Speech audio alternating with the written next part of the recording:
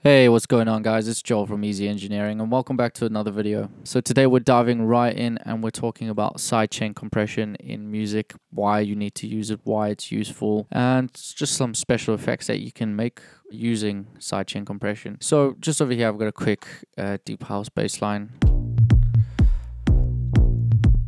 I was trying to recreate the Piece of You song by Medusa, I think it's called. Really cool house track. Really like that kind of style of bass. But as you can hear, the bass is overlapping with the kick, and this is when you would want to go in and use a sidechain compressor to kind of dip in and out the sound so they're not clashing. So basically what a sidechain compressor does, take an incoming signal from an external instrument. So from in this example, we're going to be using the kick.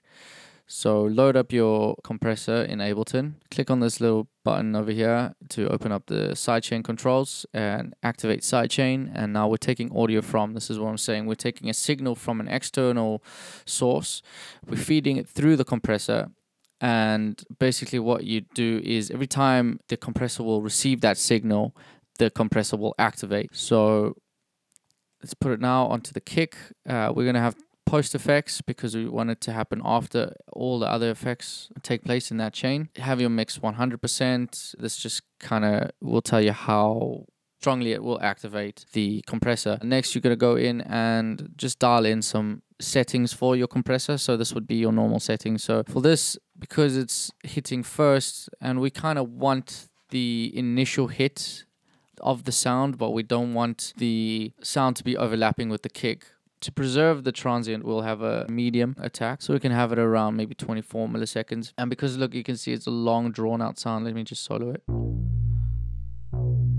So it's a long drawn out sound. So because there's a kick here, there's a kick here, there's a kick here, there's a kick here, we want the compressor to stay active for longer than usual. So we can put a nice medium to long release on that, which is maybe around 150, 120 milliseconds. And with your threshold, you kind choose how strong the compressor will compress the incoming channel when the incoming signal hits. To get really pulsating type bass lines, especially in 4x4 music, you have a really harsh setting on the threshold. I've still got it soloed, so you're just going to hear the effect. Gives you that pulsating kind of effect. What you can actually go in and do is have just one long note. If you can hear, let me just... Now the reason why it's fading out is because that's the kind of settings that I have in Serum. Anyway, let's just take it back. So yeah, we'll have it around maybe 18 because we want it to dip when the level of the sound gets to 17 decibels. That's when the compressor will activate once it's received the signal from the kick. And that's what gives it the sidechain type of control. So if I put it with the kick, you can see now it's being dipped every time the kick hits. You can see here when the kick hits, that's telling you the compressor is being activated. With it on, with it off. On, off. So it just helps freeing up some space. It helps give more groove and give more feel to the track and doesn't make things feel so static. It's very widely used in a psytrance rolling bass line. I think I talked about it briefly in my kick and bass tutorial. Another interesting thing that you can do with sidechain compression is, again, going back to that pulsating type sound, but you can have it as like an atmospheric texture almost effect. So we're literally going to use a machine grinder.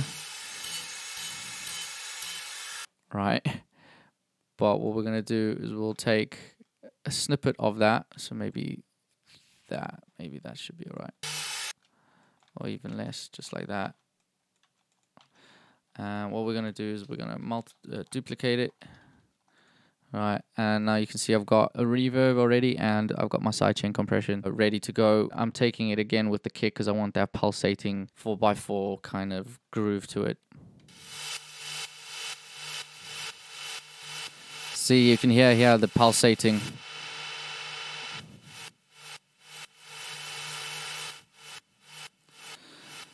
And this is a good way of just kind of, you can go in and, you know, play around with the settings until you get something that sounds really cool. And then just, yeah, put it in the mix and play around with it.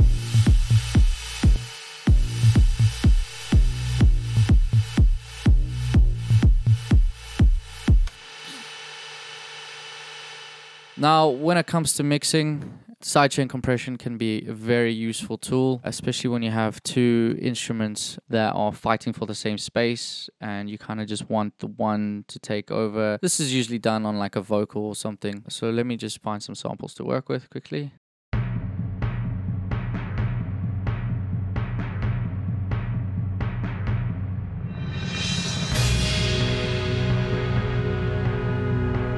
Okay, cool. So now that I have a sample loaded and ready to go. Okay, my workout keep on flowing to the top where I'm going. Cool. So what we're going to be doing is we're going to be sidechaining the beat to the vocal. So every time the vocal hits, the beat will dip out. Now, this is going to be an extreme example because you'd rather want to be doing it with individual instruments rather than an entire beat. But yeah, this is just demonstration purposes. So we're going to activate our sidechain, put it onto this channel over here.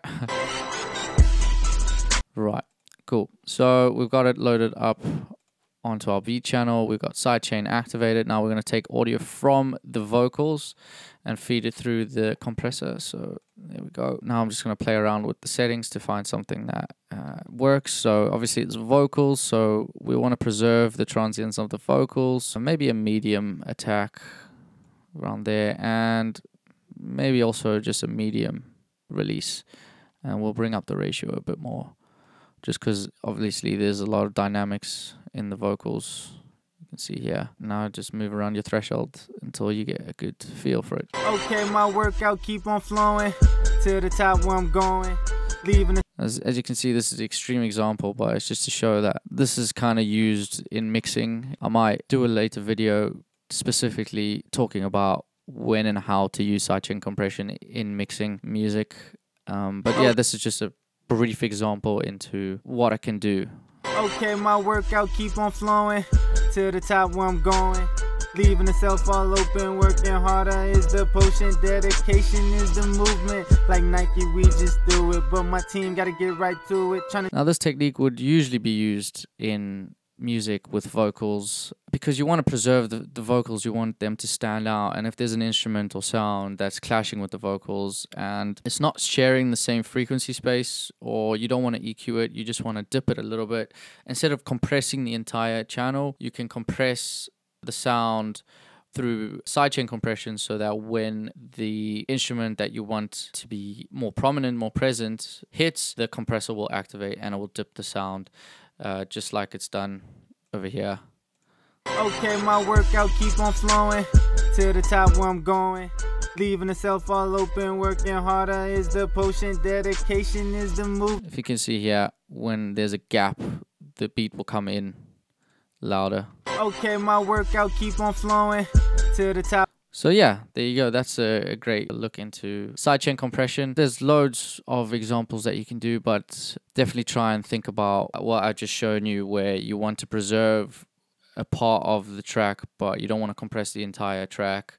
Also, you know, you can, with the creative side, go in and have some fun with sidechain compression to get that pulsating type feel to your sounds, and obviously on your kick and bass, just to kind of clear up any muddiness. So that's it for the video. I hope you enjoyed. I hope you found this useful. Let me know what you thought in the comments down below, and if you liked the video, leave a thumbs up, and if you want to see more of these videos, then smash that subscribe button, and I'll see you guys in the next one.